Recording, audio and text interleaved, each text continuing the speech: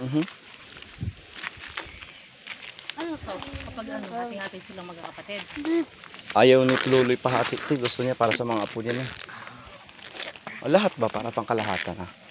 Kung gusto mong pumunta dito, punta ka lang. Sir sabi niya, alagaan niyo lang. Ano ito, te?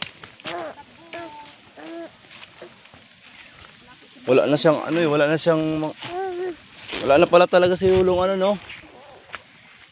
Kamuting kahoy, yan ang mga maliliit pa eh. Hindi dati kasi ito mahal, puro to kamuting kahoy diyan hanggang doon.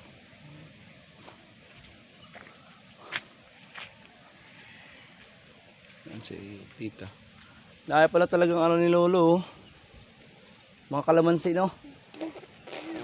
Namumunga na yung mga ano, kalamansi. Ah.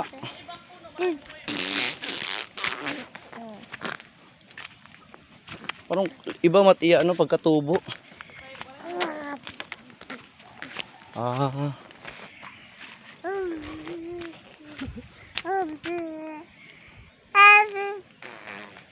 Hala.